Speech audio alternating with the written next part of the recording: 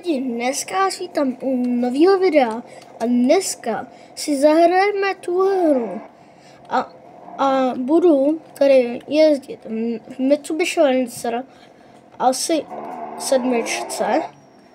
A pokud se vám tohleto video bude líbit, tak tady zanechte like a odběr a jdeme jezdit.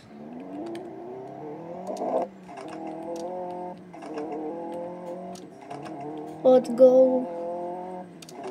A tohle auto je mega dobrý. Nebo ještě Civic. To můžeme dát pak v průběhu. Tak hezky jdem. Je to mega dobré. Ale trošku se mám vyhodal, trošku se to laguje.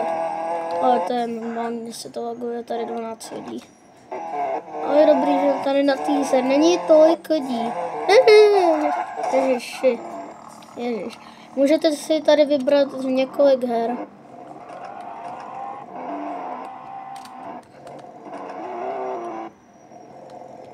Udělej toho.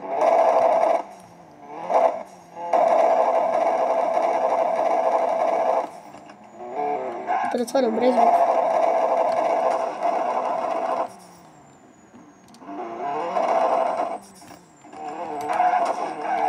Dobrý. Když vám nejde vyjet, tak to musíte jakoby rychle tam zasadit to Dčko a ono to pak půjde.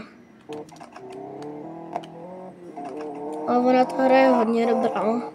A je tu Nissan Skyline, Supra, Civic, nějaký i Dodge, myslím, a tak. A napište mi pod nějaký shorty, ježiši, jaký auto bych měl vyzkoušet příště.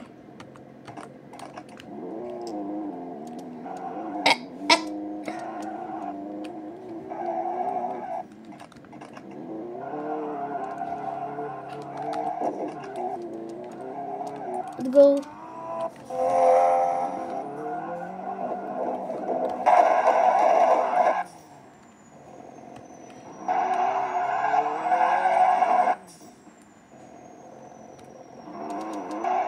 Tak.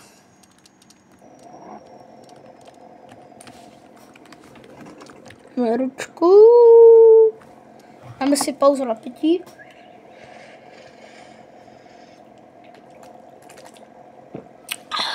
Já mám čajík dneska, takže trošku to proturem. Wow. Tak dáme Rko, povojíme ručku, popojedeme a jdeme.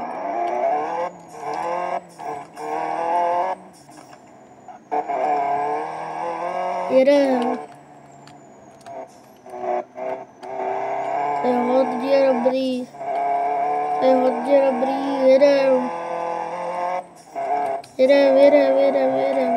Jedem. Au! Tak tohle je docela... Ale jo, dobrý, jedem. Yes, jedu.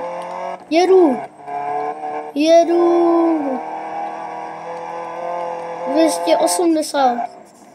Jsem tam viděl.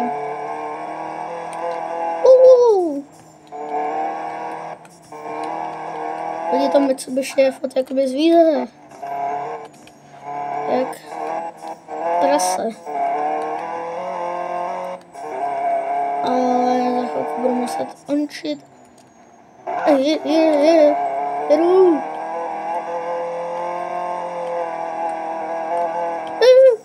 Jedu.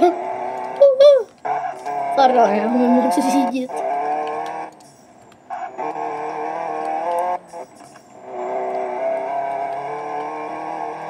Jedu.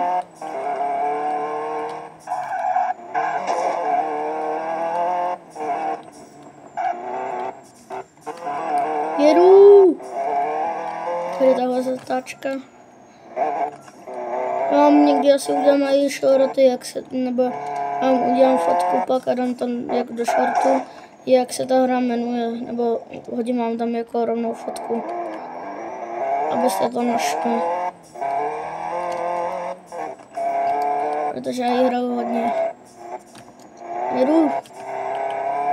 Ale tady je trošku jako driftovat. A jedem na 4 ale je to jakoby automat, jakože tam dáte Dčko, Nko, Rko. A ručka je Pčko, buď to hrajete na noťasu. Na noťasu ty kvóty přepínáte Qčko, Ečko. Ečko je vyšší stupeň, jakoby Dčko a Qčko jako nižší. Ečko větší, Qčko nižší. A samozřejmě to asi všichni znáte, co hrajete na počítači. VSD, ovládání. A Včkem měníte kameru.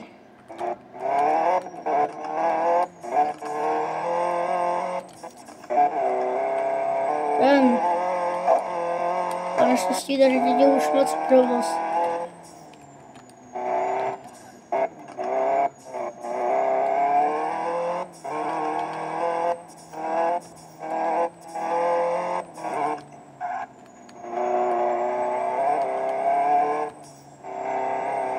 Pardon, já jsem takový potichu, já se hodně soustředím.